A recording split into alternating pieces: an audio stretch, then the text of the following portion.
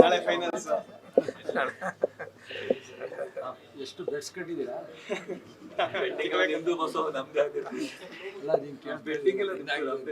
ನೋಡಿ, ಅದರಲ್ಲಿ ಈ ಐ ಪಿ ಎಲ್ ಬಂದಮೇಲೆ ಮುಂಚೆ ನಮಗೆ ರಣಜಿ ಅಂದರೆ ಕರ್ನಾಟಕ, ಮುಂಬೈ ಅಂದರೆ ಮಹಾರಾಷ್ಟ್ರ ಅಂತ ರಣಜಿ ಅಂದರೆ ಅವ್ರು ರಾಜ್ಯವನ್ನು ಪ್ರತಿನಿಧಿಸ್ತಾ ಇದ್ರು. ಮುಂಚೆ ಇದ್ದಂಥ ಟೆಸ್ಟ್ ಮ್ಯಾಚ್ಗಳು, ಒನ್ ಡೇ ಮ್ಯಾಚ್ಗಳು ದೇಶವನ್ನು ಪ್ರತಿನಿಧಿಸ್ತಾ ಇದ್ದು. ಈಗ ಐ ಪಿ ಎಲ್ನಲ್ಲಿ ಕಾಕ್ಟೈಲ್ ಇದು. ಇಲ್ಲಿ ನಮಗೆ ಆ ಥರದಲ್ಲಿ ನಮ್ಮ ರಾಜ್ಯದ ತಂಡ ಅನ್ನುವಂಥ ಭಾವನೆ ಇರೋಕ್ಕೆ ಎಲ್ಲ ರಾಜ್ಯದವರು ದುಡ್ಡು ಕೊಟ್ಟು ಈ ದುಡ್ಡಲ್ಲಿ ಆ್ಯಕ್ಷನಲ್ಲಿ ಯಾರು ಜಾಸ್ತಿ ಕೂಗ್ತಾರೆ ಅವ್ರ ಕಡೆಗೆ ಹೋಗ್ತಾರೆ. ಅಲ್ಲೇನು ಸಂಬಂಧ ಇದೆ? ಅಲ್ಲಿರೋದು ಹಣ ಮಾತ್ರ. ಅದಕ್ಕೆ ಯಾಕೆ ನೀವು ತಲೆ ಕೆಡ್ಸ್ಕೋಬೇಕು? ಮಾಡಬೇಕಾದ ಕೆಲಸ ಬೇರೆ ಇದೆ, ಬೇರೆ ಮಾಡೋಣ. ಅಲ್ಲಿರೋದು ಅಲ್ಲಿ ಈಗಿನ ಐ ಪಿ ಎಲ್ನಲ್ಲಿರೋದು ಅಲ್ಲಿರೋದು ಒಂದು ರೀತಿ, ಅದೊಂದು ರೀತಿಯ ಹಣನೇ. ಹಣದ ಮೇಲೇ ಹರಾಜಾಗತ್ತೆ, ಓಪನ್ ಆಗಿ ಹರಾಜಾಗತ್ತೆ. ಆ ಹಣದ ಮೇಲೇ ತಂಡಗಳು ಸೆಲೆಕ್ಟ್ ಆಗ್ತವೆ. ಅಲ್ಲೇನು ರಾಷ್ಟ್ರೀಯ ಭಾವನೆ ಇದೆಯಾ? ಪ್ರಾದೇಶಿಕ ಭಾವನೆ ಇದೆಯಾ? ಏನಿದೆ?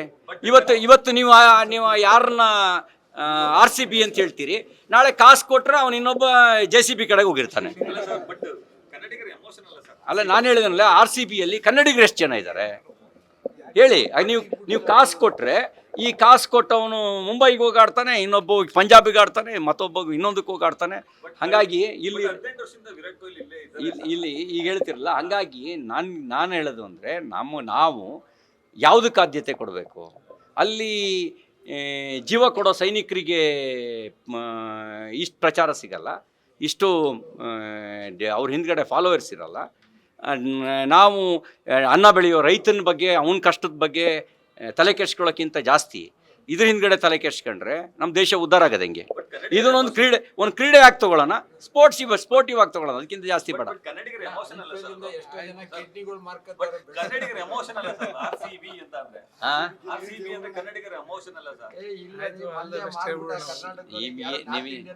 ಈಗ ನಾವು ಹೇಳಿದ್ನಲ್ಲ, ಇದು ಹಿಂದ್ಗಡೆ ಇರೋದು ದುಡ್ಡು ಮಾತ್ರ. ಅದಕ್ಕೆ ನಾವು ಅದನ್ನೊಂದು ಕ್ರೀಡೆಯಾಗಿ ಎಷ್ಟು ನೋಡಬೇಕು. ನಿಜ, ಹೊಸ ಪ್ರತಿಭೆಗಳಿಗೆ ಪ್ಲಾಟ್ಫಾರ್ಮನ್ನು IPL ಕೊಟ್ಟಿದೆ. ವಾಣಿಜ್ಯವಾಗಿ ಬೇರೆ ಬೇರೆ ವಾಣಿಜ್ಯ ವ್ಯಾಪಾರಕ್ಕೆ ಉತ್ತೇಜನವನ್ನು ಕೂಡ ಕೊಟ್ಟಿದೆ, ಇದು ನಿಜ. ಆದರೆ ಈ ದೇಶದಲ್ಲಿ ಹೆಚ್ಚು ಮರ್ಯಾದೆ ಸಿಗಬೇಕಾಗಿರೋದು ಅದು ನಮ್ಮ ದೇಶದ ಕಾಯೋ ಸೈನಿಕರಿಗೆ, ಅನ್ನ ಬೆಳೆಯೋ ರೈತನಿಗೆ. ನಾಳೆ ಫೈನಲ್ಸ್ ಎಷ್ಟು ಬೆಟ್ಸ್ ಕಟ್ಟಿದ್ದೀರಾ?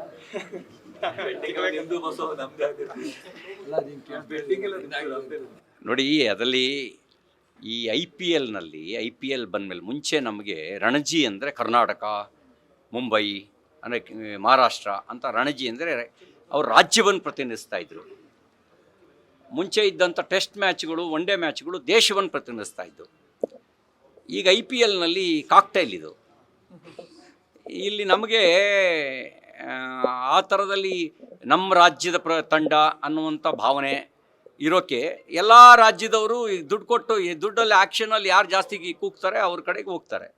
ಅಲ್ಲೇನು ಸಂಬಂಧ ಇದೆ? ಅಲ್ಲಿರೋದು ಹಣ ಮಾತ್ರ. ಅದಕ್ಕೆ ಯಾಕೆ ನೀವು ತಲೆ ಕೆಡ್ಸ್ಕೋಬೇಕು? ಮಾಡಬೇಕಾದ ಕೆಲಸ ಬೇರೆ ಇದೆ, ಬೇರೆ ಮಾಡೋಣ. ಅಲ್ಲಿರೋದು ಅಲ್ಲಿ ಈಗಿನ ಐ ಪಿ ಎಲ್ನಲ್ಲಿರೋದು ಅಲ್ಲಿರೋದು ಒಂದು ರೀತಿ, ಅದೊಂದು ರೀತಿಯ ಹಣನೇ. ಹಣದ ಮೇಲೇ ಹರಾಜಾಗತ್ತೆ, ಓಪನ್ ಆಗಿ ಹರಾಜಾಗತ್ತೆ. ಆ ಹಣದ ಮೇಲೇ ತಂಡಗಳು ಸೆಲೆಕ್ಟ್ ಆಗ್ತವೆ. ಅಲ್ಲೇನು ರಾಷ್ಟ್ರೀಯ ಭಾವನೆ ಇದೆಯಾ? ಪ್ರಾದೇಶಿಕ ಭಾವನೆ ಇದೆಯಾ? ಏನಿದೆ? ಇವತ್ತು ನೀವು ಯಾರನ್ನ RCB ಅಂತ ಹೇಳ್ತೀರಿ, ನಾಳೆ ಕಾಸು ಕೊಟ್ಟರೆ ಅವನು ಇನ್ನೊಬ್ಬ JCB ಕಡೆಗೆ ಹೋಗಿರ್ತಾನೆ.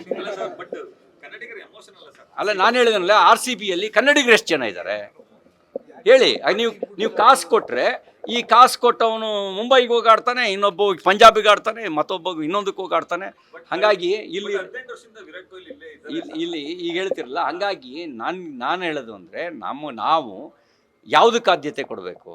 ಅಲ್ಲಿ ಜೀವ ಕೊಡೋ ಸೈನಿಕರಿಗೆ ಇಷ್ಟು ಪ್ರಚಾರ ಸಿಗಲ್ಲ, ಇಷ್ಟು ಅವ್ರ ಹಿಂದ್ಗಡೆ ಫಾಲೋವರ್ಸ್ ಇರಲ್ಲ.